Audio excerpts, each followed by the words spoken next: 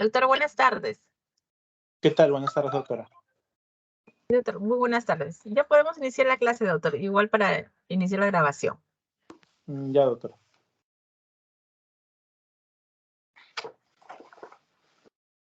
Muy bien, entonces hoy nos toca hablar del 9º Pleno Casatorio Civil. Este pleno tiene, diría que es uno de los más usados, de los que ha tenido mayor trascendencia práctica, ¿sí? Así que, bueno, vamos a ubicarnos primero en qué era lo que se estaba demandando, quiénes eran los demandantes, algunos datos de esta demanda que da origen al pleno, ¿sí? Entonces nos encontramos ante la casación 4442-2015 de Moquegua.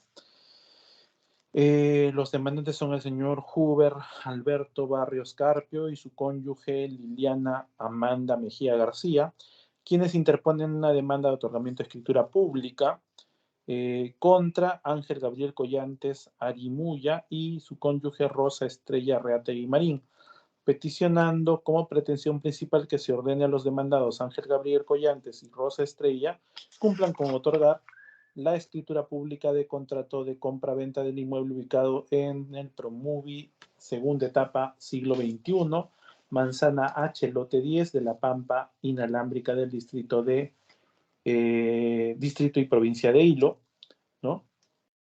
Dicho contrato fue celebrado el 26 de agosto del año 2008 como primera pretensión accesoria. Solicitan que se ordene la inscripción de la transferencia a favor de los demandantes en la partida PO 80-14-826 del Registro Propio de Inmuebles a los Registros Públicos de Hilo, y como segunda pretensión accesoria que se ordene el pago de costas y costos, ¿no? Que señalan los demandantes, si ellos afirman que los demandados, ¿no?, son o fueron, mejor dicho, propietarios del lote objeto de litis, y que mediante un contrato de compra-venta, que era un contrato privado, un documento privado de fecha 26 de agosto de 2008, lo transfirieron a favor de los demandantes, ¿no? ¿Qué más dicen los demandantes? Que los demandados en el año 2005, ¿no?, se fueron a radicar al Callao, es decir, se fueron lejos de la provincia de Hilo, ¿no?, y dejaron el lote de terreno al cuidado de una tercera persona, ¿no? Luego los demandados manifestaron su voluntad de vender el lote de terreno en Hilo e indicaron que habían adquirido un lote de terreno en el Callao, por lo que necesitaban con urgencia el dinero para pagar esta última adquisición. Es así que demandantes y demandados se ponen de acuerdo, ¿no?, en el precio del terreno y acordaron que iban a arribar a la ciudad de Hilo para la suscripción de un contrato, ¿no? Que el 25 de agosto del año 2008 arribaron a la ciudad los demandados, a la ciudad de Hilo, y manifestó, ¿no?, dicha persona que por motivos de salud su esposa no había podido viajar, entonces solamente había venido uno de los cónyuges, ¿no? Y por esa razón solo celebraron el contrato denominado como contrato de compra-venta, ¿no?, con la existencia o con el acuerdo de que había un compromiso, ¿no?, de que en los días posteriores se iba a formalizar una escritura pública, ¿no?, con la participación de la esposa, ¿no? Situación, dice, que fue ratificada por la señora Rosa Estrella Reategui por teléfono, ¿no?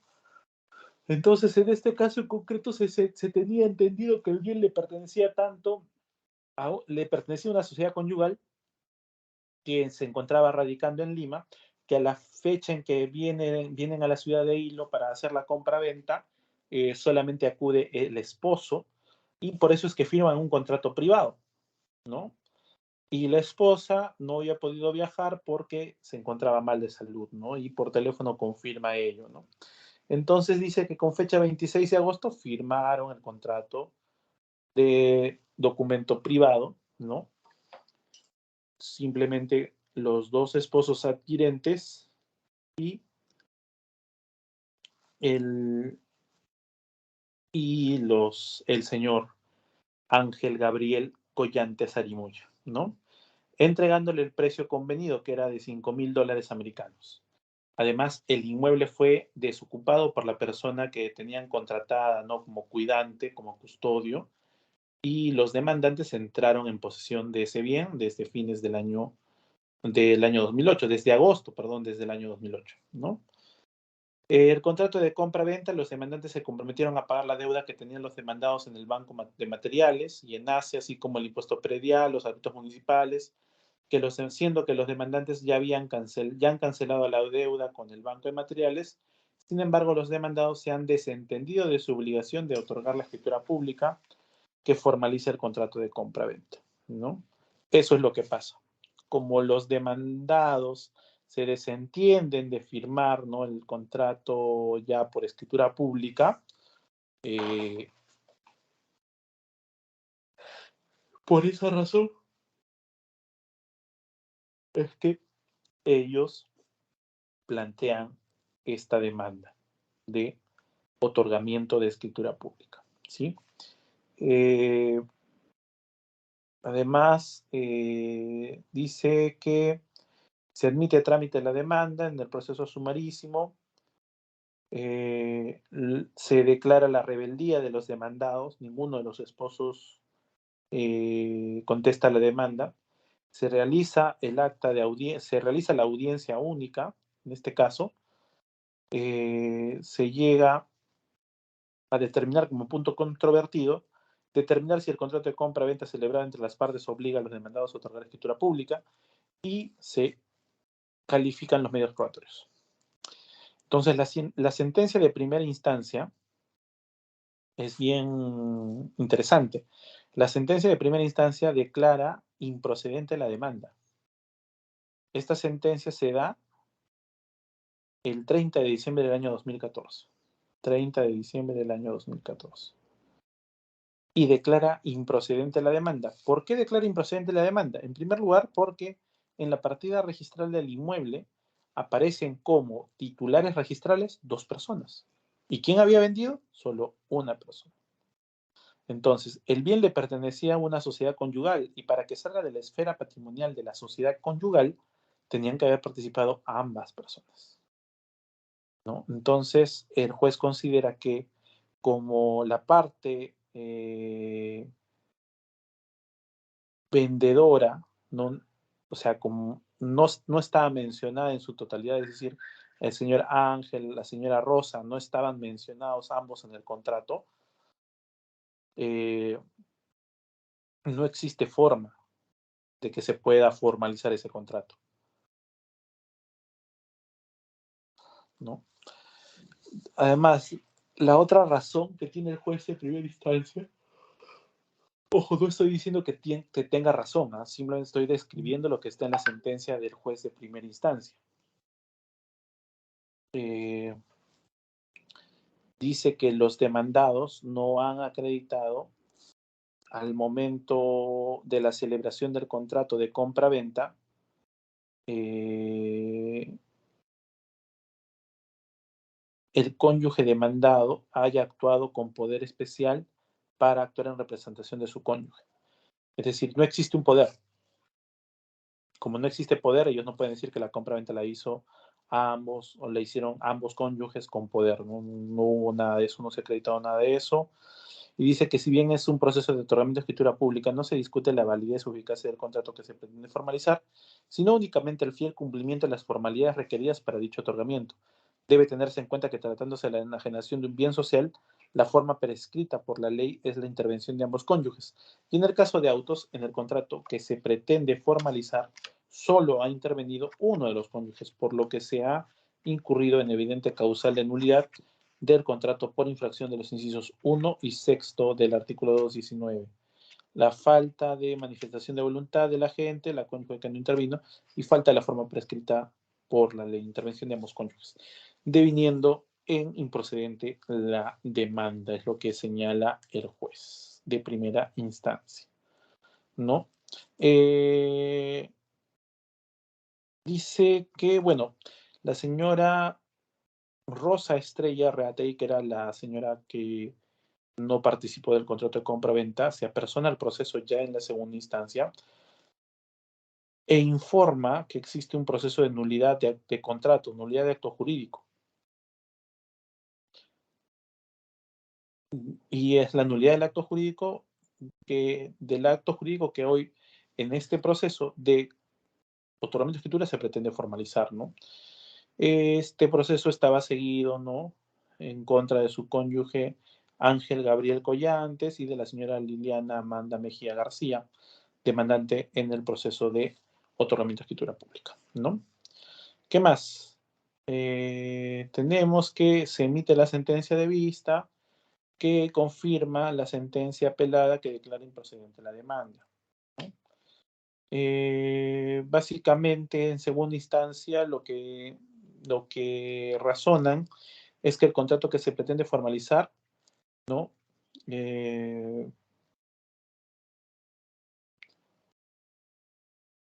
Encuentran curioso, por así decirlo, encuentran que un detalle, ¿no? Señalan, ¿no? Que para consolidar la manifestación de voluntad de la sociedad conyugal debieron participar ambos cónyuges. Entonces, no resulta admisible, dice, que la manifestación de voluntad de Rosa Estrella Reategui Marín sea tácita o implícita a la luz de la actitud asumida para la celebración de los actos jurídicos. Entonces, no existe prueba alguna que acredite que Rosa Estrella Reategui haya expresado su voluntad de enajenar el bien, ¿no? Y de conformidad al 315, ¿no? Es la sociedad conyugal la que debe enajenar o vender el bien, ¿sí? Muy bien. Esa es la sentencia de vista. Y contra esta sentencia de vista, la demandante interpone un recurso de casación. Este recurso de casación es establecido por los siguientes argumentos. El primero era que la recurrente en su recurso de casación establece que se ha incurrido en una infracción normativa del artículo 141, concordante con el artículo 1352, ¿no? Es decir, que los contratos se perfeccionan con el solo consentimiento y la manifestación de voluntad puede ser tácita, que es lo que se habría producido respecto a la señora Rosa Estrella Reatey, ya que ésta por vía telefónica comunicó que por razones de enfermedad no podía viajar del Callao a Hilo para la firma del contrato de compraventa y lo haría su esposo, Ángel Gabriel Collantes, quien en efecto el 26 de agosto del 2008 celebró el contrato. Luego han sido los propios demandados los que entregaron el inmueble y retiraron sus bienes muebles para trasladarlos al Callao, no habiendo solicitado la restitución del inmueble en ningún momento. Señala también que existe una indebida aplicación e interpretación del artículo 315 del Código Civil, pues se habría realizado una interpretación literal de la prestada norma sin tener en cuenta lo establecido en el artículo 141. El artículo 141 del Código Civil, si mal no recuerdo, habla de la forma de la manifestación de voluntad, ¿no? Entonces, eso era lo que estaba alegando la demandante en este caso, que la manifestación de voluntad tal vez no fue expresa, pero sí tácita, ¿no? ¿Qué dice el artículo 141? Que la manifestación de voluntad puede ser expresa o tácita. Es expresa cuando se realiza en forma oral, escrita o a través de cualquier medio directo, manual, mecánico, digital, electrónico, mediante la lengua de señas o algún medio alternativo de comunicación, incluyendo el uso de ajustes razonables o de los apoyos requeridos por la persona. Es tácita cuando la voluntad se infiere indubitablemente de una actitud o conductas reiteradas en la historia de vida que revelan su existencia. No puede considerarse que existe manifestación tácita cuando la ley exige declaración expresa o cuando la gente formula reserva o declaración en contrario, ¿no? Interesante. Entonces, la demandante señala que lo que habría ocurrido es una manifestación tácita. ¿Por qué? Porque es ella, junto con su esposo, quienes entregaron el bien inmueble, ¿no? Y retiraron sus cosas muebles del bien, ¿no? Entonces, por eso es que señalan que hay una manifestación tácita. ¿Qué más? Señalan que, bueno, esas dos cosas básicamente. Una inaplicación del artículo 141, 1352 y una inadecuada interpretación del artículo 315 del Código Civil que habla que para disponer o grabar bienes inmuebles de una sociedad conyugal deben participar ambos cónyuges, ¿no? El 18 de mayo del 2016, la Sala Civil Permanente de la Corte Suprema de Justicia de la República resolvió convocar integrantes de las Salas Civiles Permanentes y Transitorias de la Corte Suprema de Justicia de la República para el Pleno Casatorio que se realizará el 8 de junio. Y por eso es que el resultado de ese pleno es lo que estamos estudiando hoy. Bueno, los hechos ya están establecidos, son esos. El demandante es una pareja, los demandados también son otra pareja, ¿sí? Son esposos en ambos casos. ¿Quién participa en el contrato de compra-venta? Por el lado de los compradores, ambos cónyuges. Y por el lado de los vendedores solo participó uno de los cónyuges. ¿Qué dice? El demandante dice, ellos me vendieron y me dijeron que no iba a poder venir la esposa porque estaba enferma, pero me vendieron y desocuparon el inmueble y me lo entregaron, ¿no? Entonces, la voluntad de la esposa se puede inferir, puede ser tácita. ¿De qué? ¿Por qué? No porque me dijo que no iba a venir telefónicamente, porque eso sería oral, y si es oral no sería voluntad tácita, sino expresa, sino porque desocuparon el inmueble y el señor se fue a vivir de nuevo con su esposa y con las cosas que habían recuperado de hilo, ¿no? Entonces la señora tenía pleno conocimiento y había aceptado básicamente esa compraventa. Bueno, esa es la posición de la parte demandante. La parte demandada lo único que ha hecho es decir, señor juez, tengo un proceso de nulidad de acto jurídico. Tengo un proceso de nulidad de acto jurídico. Nada más. Muy bien. ¿Qué había pasado hasta ese momento en la Corte Suprema? Se estaba discutiendo algo muy interesante.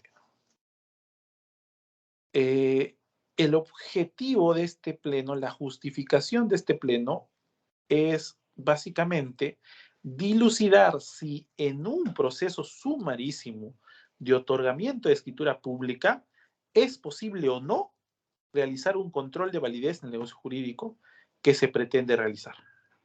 O sea, en un proceso sumarísimo, el juez puede analizar la validez o no de un negocio jurídico que se pretende formalizar, pues se ha advertido que a nivel jurisprudencial existen entonces criterios o pronunciamientos contradictorios, señalándose en algunas oportunidades que dicho control sí es posible y en otros que no es posible, ¿no? Entonces, por esa razón es que se ha planteado, ¿no?, este pleno casatorio civil.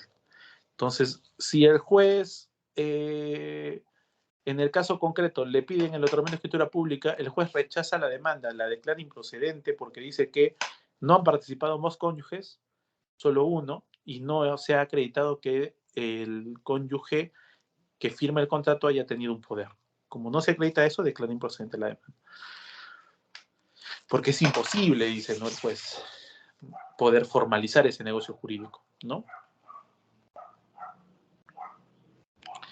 Entonces, dice, no, incluso se hace mención que las salas civiles y la de Derecho Constitucional y Social de la Corte Suprema, en procesos que versan sobre escritura pública, están resolviendo con criterios distintos y hasta contradictorios, ¿no?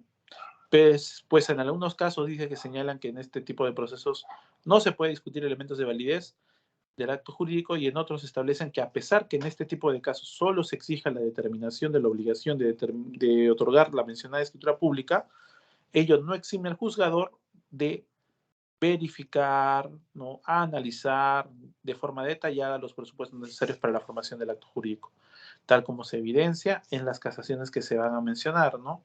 Casación 104, 2013, 146, 2013, 16, 50, 2010, 1765, 2013, 2745, 2010, 43, 96, 2009, 12, 66, 2011, 15, 53, 2011, 11, 88, 2009, 4, 6, 12, 2011, 13648-2013, entre otras casaciones en las que se va a encontrar respuestas básicamente contradictorias, ¿no? Muy bien, ese es el punto, ese es el meollo del asunto en este pleno. Eh,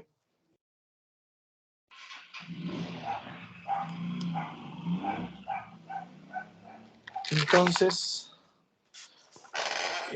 hay amicus curiae, ¿no? Y bueno, este pleno empieza por establecer, por ejemplo, el tema del contrato, los conceptos, ¿no? Básicamente acerca del contrato, eh, acerca de los efectos del contrato, las características de cada contrato, ¿no? Entonces va a decir, ¿no? Respecto al concepto del contrato, que esto puede ser entendido como un supuesto de hecho, como una relación jurídica, como un texto, como un reglamento.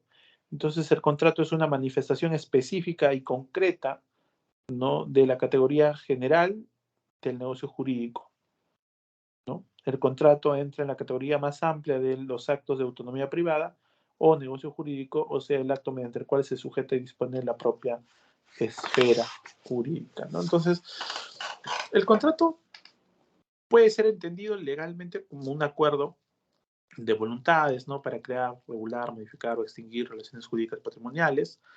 Y desde un punto doctrinal siempre se va a entender que el contrato es parte, pues, de la categoría del negocio jurídico, ¿no? Porque el negocio jurídico es la manifestación de voluntad destinada a crear, regular, modificar o extinguir relaciones jurídicas en general, ¿no? Estas relaciones jurídicas pueden ser patrimoniales o extrapatrimoniales. En cambio, el contrato va a tener la característica de ser siempre patrimonial, ¿no?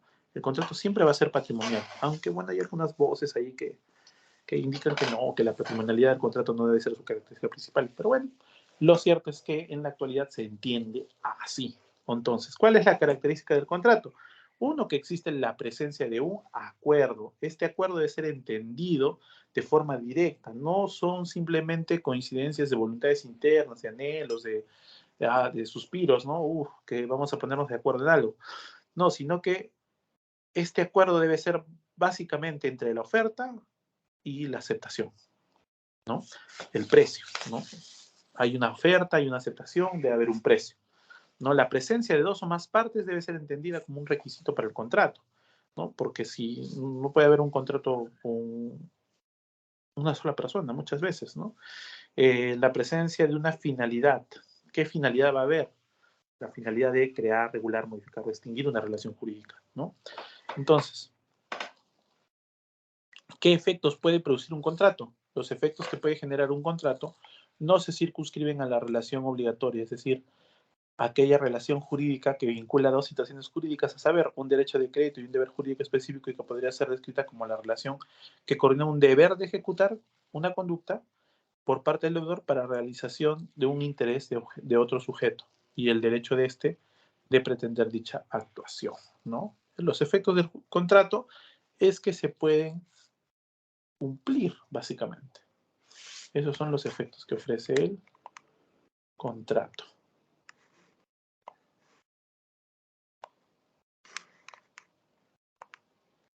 Muy bien.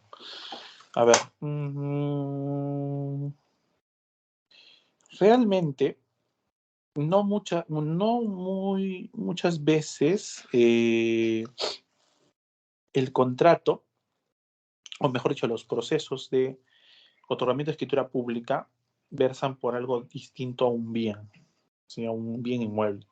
La mayoría de casos versan sobre bienes inmuebles, ¿no? Entonces, el detalle es que,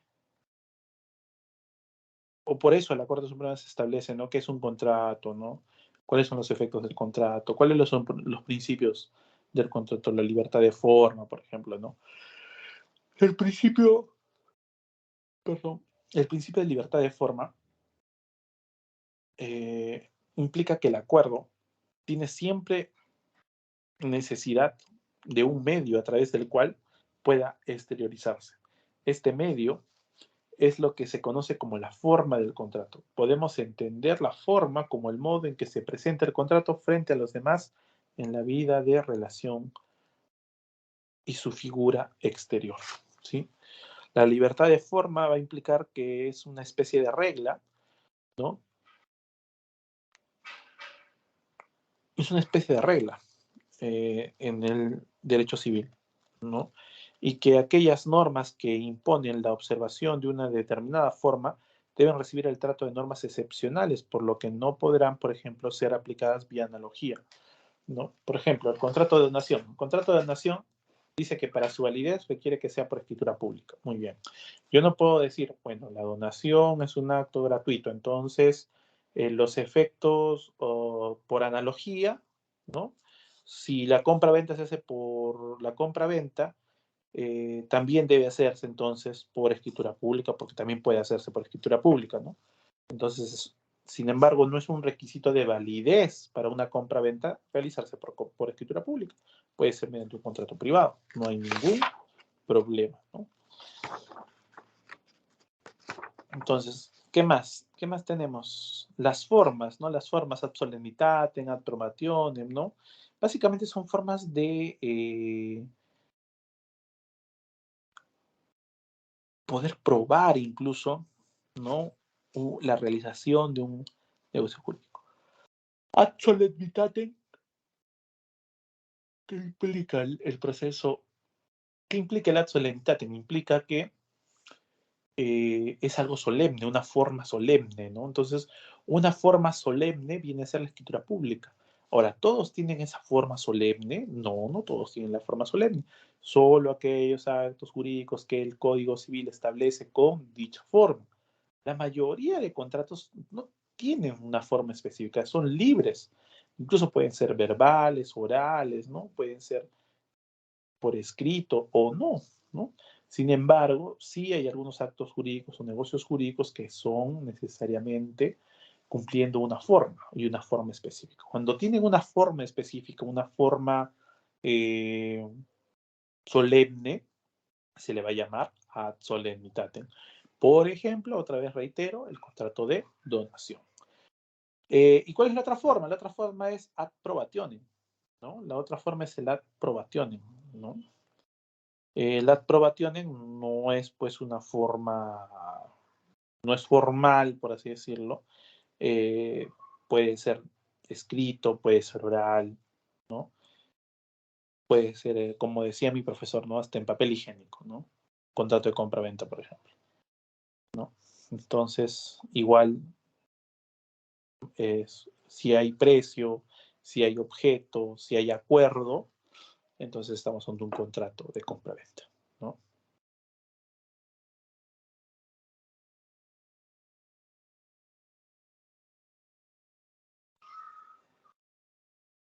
A ver, ¿qué más? Bueno, el Pleno empieza a describir la naturaleza del proceso de otorgamiento de escritura pública. ¿Cuál es su naturaleza? Se pregunta. Entonces señalan que por medio del proceso de otorgamiento de escritura pública se peticiona mutuar la forma de un negocio jurídico de escritura privada a escritura pública, porque así lo determina o permite la ley, o porque así lo han acordado las partes, y en ambos casos siempre que la forma en la que se pretende mutar no constituye una forma solemne, por ejemplo. Así lo establece el artículo 14.12 del Código Civil en su primer párrafo, ¿no?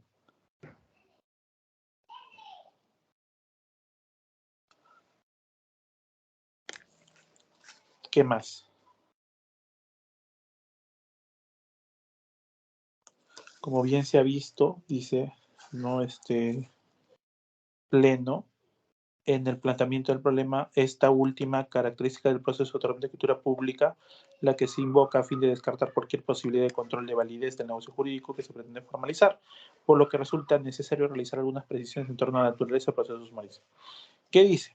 Dice que los procesos, según su función, pueden ser de tres tipos: declarativo, de ejecución y cautelar. El primero de los mencionados, esto es el proceso declarativo, es aquel que tiene como presupuesto material la constatación, ¿no?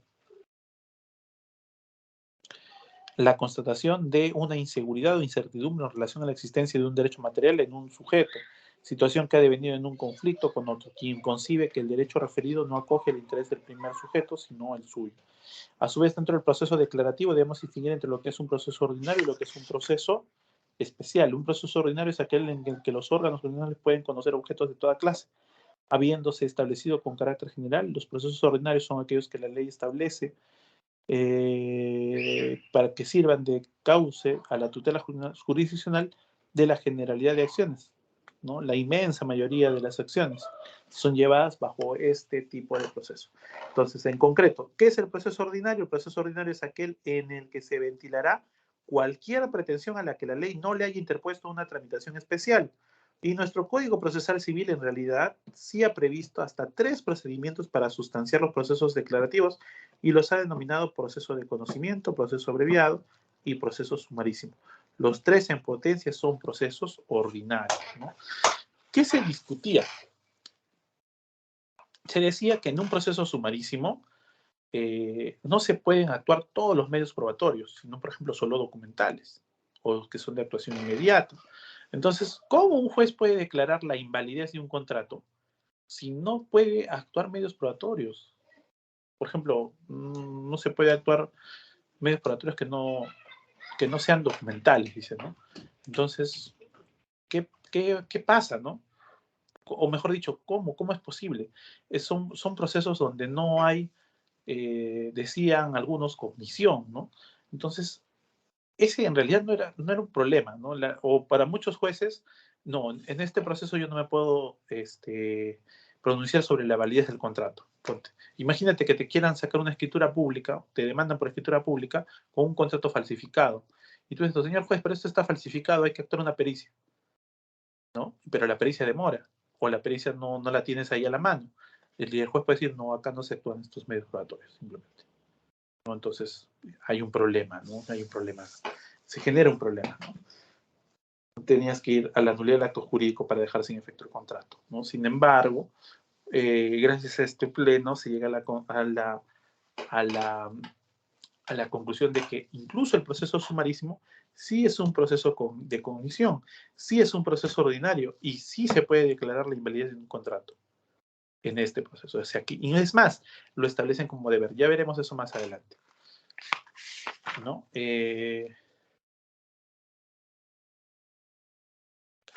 A ver, ¿qué más podemos decir del tema de los procesos? Dice que son procesos plenarios aquellos en donde las partes no encontrarán restricción en torno a las alegaciones que podrían formular y a los medios probatorios que podrían aportar, lo que conlleva a que la cognición del juez sobre la controversia sea plena o completa, ¿no?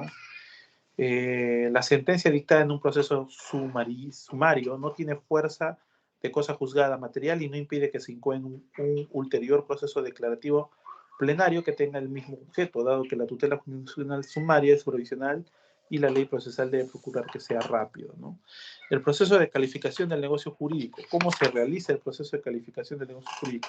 Se debe realizar un juicio de validez o invalidez del negocio jurídico, ¿no? El juicio de validez es en donde se va a verificar que los componentes de un negocio jurídico, ¿no? Ya sea las partes que lo componen, lo que están participando, el objeto del negocio jurídico, la causa del negocio jurídico, la manifestación de voluntad o la forma solemne, no contravengan, ¿no?, las directrices del ordenamiento jurídico. El juicio de eficacia, en donde se verificará si el negocio jurídico produce efectos jurídicos o no, es en este nivel y se debe considerar que un negocio válido en principio es idóneo para desencadenar todos sus efectos, ¿no? Entonces, el juez tiene que realizar una calificación del negocio jurídico, ¿no? Va a partir por encontrar toda la estructura negocial, ¿no? La estructura negocial. ¿Qué decía el artículo 140? El acto jurídico es la manifestación de voluntad destinada a crear, regular, modificar o extinguir relaciones jurídicas. Muy bien. Y para su validez se requiere. ¿Qué se requiere para su validez? ¿No?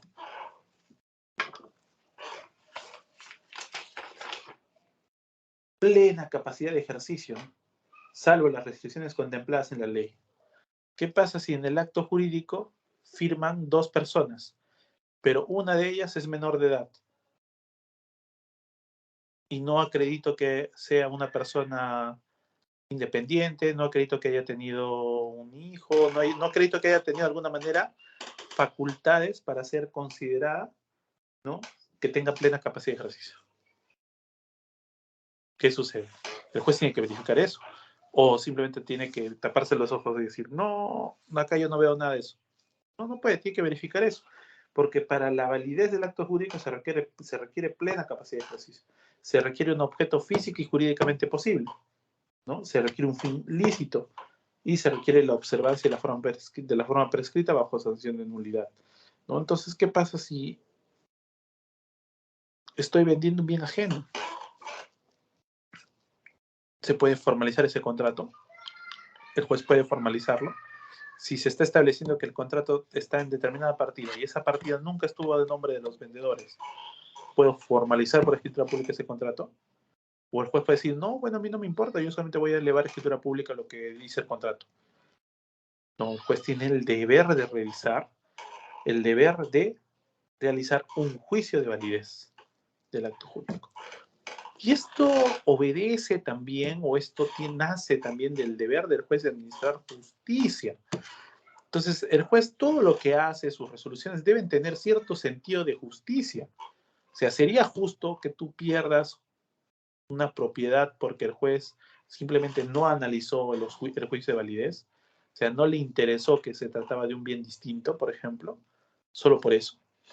No, pues, ¿no? Entonces hay cierto malestar, ¿no?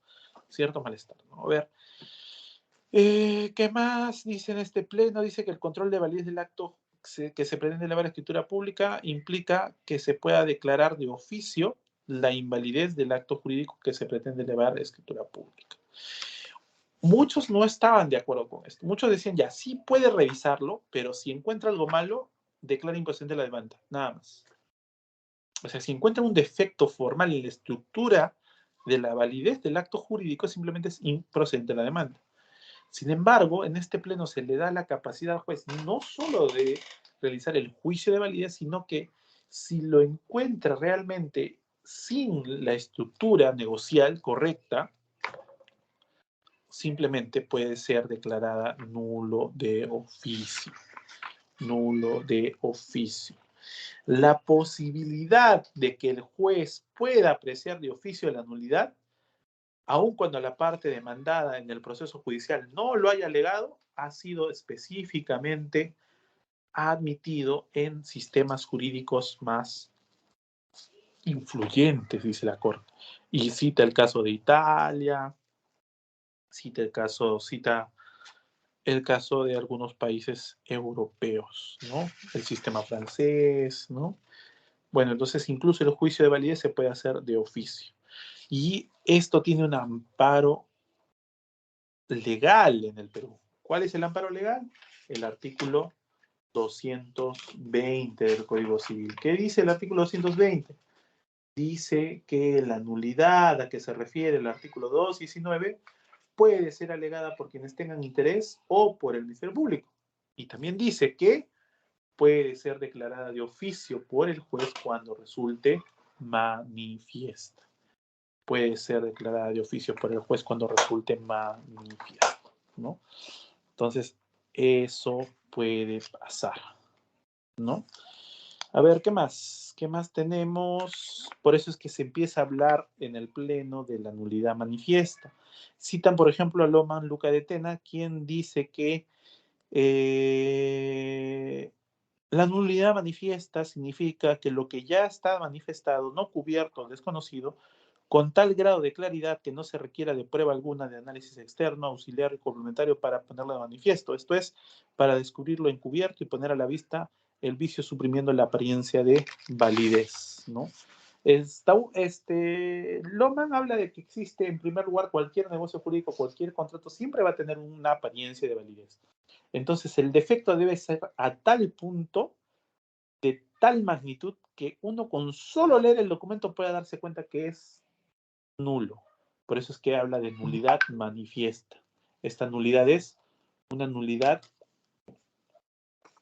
necesariamente aparente, ¿sí? Necesariamente aparente.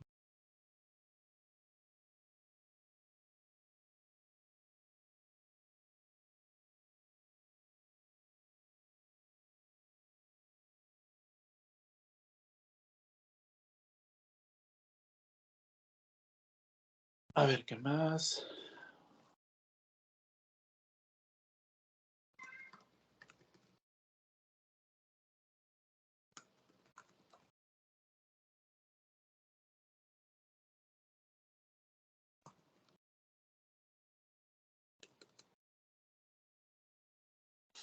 Muy bien.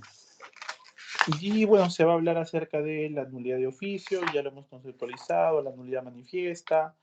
O incluso hacen una mención al distinguish como una técnica, pero bueno, no es tan relevante en realidad, ¿no? Bueno, vamos a ver algunas reglas que se han establecido en este pleno. No, las reglas son, en el caso concreto, la Corte va a decir de que sí se tenía conocimiento que el bien pertenecía a una sociedad conyugal, ¿no? Y que pese a ello el contrato se firmó sin uno de los cónyuges. Que si lo hubieran desconocido, bueno, sería otra la historia, pero sí conocían que el bien fue de una sociedad conyugal, ¿no? Entonces, ese hecho, ese detalle, hace que los jueces establezcan de que la propiedad no se puede perder así nomás, ¿no? Y, ¿qué dicen? Declaran fundado el recurso de casación, ¿no? Y en consecuencia dice nula la sentencia de vista, nulo todo lo actuado, ¿no? Y declaran que constituye precedente judicial vinculante, ¿no? Uno, que el proceso sumarísimo de otorgamiento de escritura pública dice que es un proceso plenario rápido, en tanto no presenta limitaciones en tanto a las alegaciones que podrían formular las partes o los medios probatorios que podrían aportar en relación al fondo de la controversia sin perjuicio de las restricciones impuestas por el artículo 559. Señalan que en un proceso de otorgamiento de escritura pública el juez puede declarar de oficio la nulidad manifiesta del negocio jurídico que se pretende formalizar, pero siempre que previamente haya promovido el contradictorio entre las partes, en la forma señalada en el fundamento 60, es decir, tiene que haber incluso hasta una audiencia preliminar. Si una de las partes propone o si el juez se da cuenta que acá hay un contrato inválido, no va a tener que decirlo a las partes, citarlas y para que cada una pueda decir lo que corresponda según su propio derecho, para no afectar su derecho de defensa, ¿no?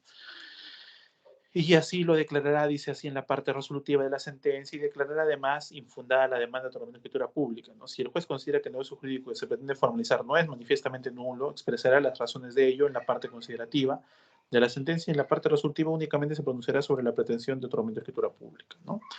La declaración de oficio de la nulidad manifiesta de un negocio jurídico puede producirse en cualquier proceso civil de cognición, siempre que la nulidad manifiesta referido al negocio jurídico guarde relación directa con la solución de la controversia y que previamente se haya promovido el contradictorio entre las partes.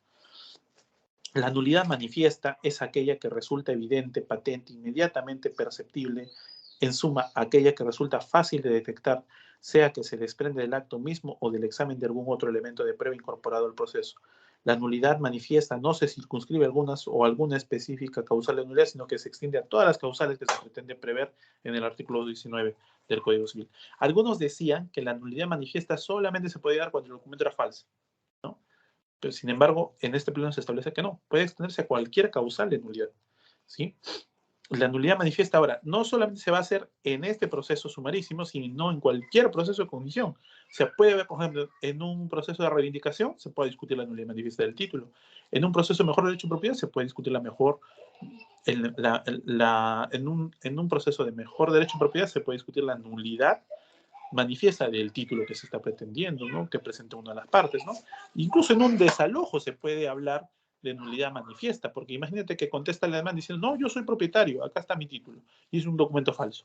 Entonces se puede discutir la nulidad manifiesta en cualquier proceso de cognición. Entonces la demanda, dice, por medio de la cual se peticiona el otorgamiento de escritura pública de un negocio jurídico que precisamente debe revestir de esta última forma bajo sanción de nulidad, será declarada improcedente por petitorio jurídicamente imposible.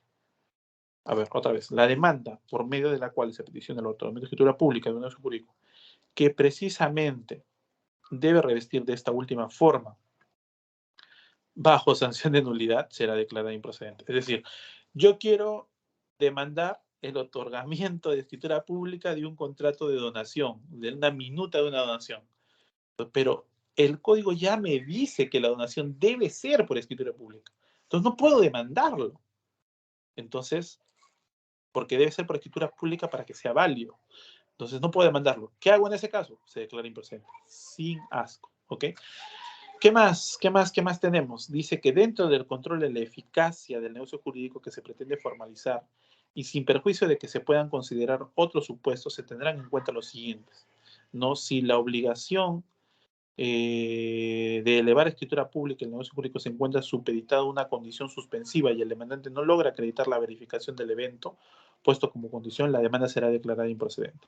Entonces hay contratos de compra-venta con cláusulas suspensivas o con condición suspensiva, ¿no? Es decir, si tú haces A, recién va a pasar B. O si es que mientras suceda A, no se realizará la venta final, ¿no? Una condición suspensiva, ¿no? Entonces, si es que se acredita esta condición suspensiva, la demanda debe ser declarada improcedente. Otra vez, otro supuesto, si la obligación de elevar a escritura pública un negocio jurídico se encontrara sujeta a plazo de cumplimiento que aún no ha vencido y que además ha sido estipulada en beneficio del deudor, la demanda también será declarada improcedente, ¿no? Es decir, si hay algo que debe cumplir aún el demandante, ¿no? Que es el comprador, aparentemente, ¿no? En un caso, por ejemplo, si aún debe cumplir algo, también debe ser declarada improcedente la demanda.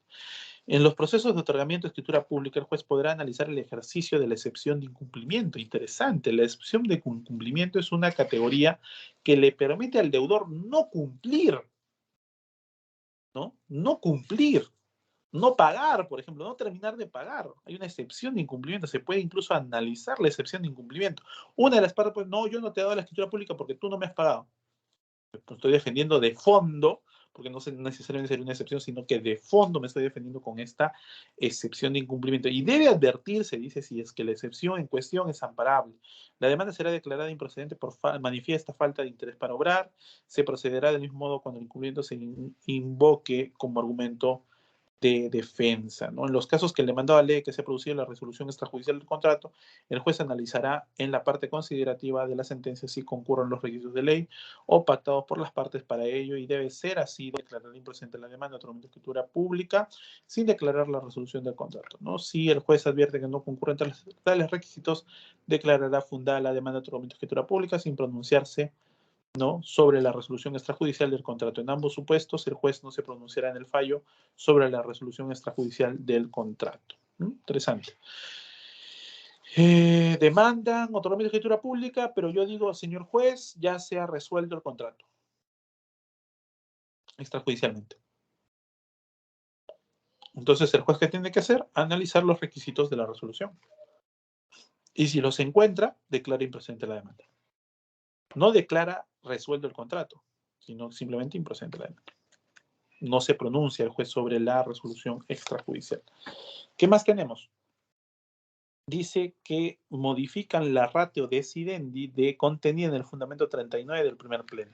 Algunos, cuando comentaban este pleno, decían, se hizo justicia, ¿no? Se corrigió una barbaridad de la Corte Suprema del primer pleno casatorio civil en el año 2007, en el año 2008, ¿no? ¿Qué decía esta Corte en el primer pleno? Que de advertir, dice, una nulidad manifiesta, aun cuando las instancias de mérito no lo hayan advertido en su oportunidad y aun cuando no haya sido invocada como agravio en el recurso de casación, en cuyo caso, en decisión motivada y con expresa indicación de la causal de nulidad que podía haberse configurado en la celebración del negocio jurídico, se declarará la nulidad de la sentencia de vista y la insubsistencia de la sentencia apelada y se ordenará al juez de primera instancia, previa promoción del contradictorio entre las partes, emita pronunciamiento sobre la posible nulidad manifiesta, ¿no? En el primer pleno casatorio prácticamente se decía que no era posible una nulidad manifiesta, que era insostenible, ¿no?, la nulidad manifiesta, que no era posible, si es que no había sido alegada por las partes en la vía de conocimiento, en el proceso de conocimiento normal, no se podía hablar de una nulidad manifiesta en un proceso, ¿no? Entonces eso era algo que se corrige y por lo tanto se modifica no solamente la ratio decidendi, sino que se corrige el precedente vinculante en el punto 5.3 del cuarto pleno casatorio civil también, en donde se dice, ¿no?, en fecha 13 de agosto de 2012, debiéndose entender de que en lo sucesivo, si en el trámite de un proceso de desalojo el juez advierte la invalidez absoluta y evidente del título posesorio, conforme lo prevé el artículo 120, previa promoción del contradictorio entre las partes, declarará dicha situación en la parte resolutiva de la sentencia y adicionalmente declarará fundada o infundada la demanda. de desalojo, dependiendo de cuál de los títulos presentados por las partes es el que adolece de la nulidad manifiesta. Y en esta regla es muy interesante porque, recuerden, se discutía si el juez podía realizar una nulidad de oficio en procesos que son rápidos, en procesos que son sumarísimos, ¿no? Donde no hay mucha actuación probatoria. Entonces, la Corte Suprema en este pleno deja completamente claro, ¿no?, que sí es posible, aún incluso en procesos de desalojo. ¿Y por qué? Porque teóricamente hablando, se considera a los procesos de desalojo como procesos de comisión también, porque sí hay etapa probatoria, ¿no? No es un proceso especial, sí hay una etapa probatoria en realidad, ¿no? Entonces sí es un proceso de comisión, básicamente. Y por esa razón es que sí se puede aplicar también la nulidad manifiesta, ¿no?, del título sobre cualquier causal, ¿sí? Bueno, eso sería mi participación por el día de hoy.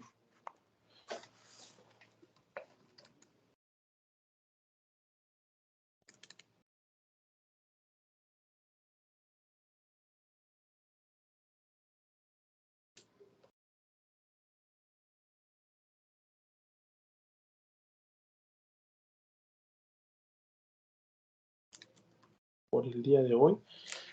Voy a tratar de ampliar algunas cosas en la siguiente clase, que ya nos quedaría el 10º pleno casatorio civil.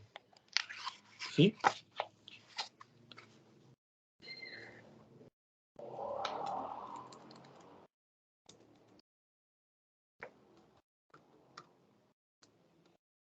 Bueno, si es que hay alguna pregunta, me la hacen saber.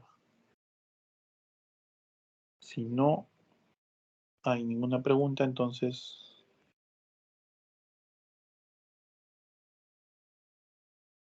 Muchas gracias, doctor.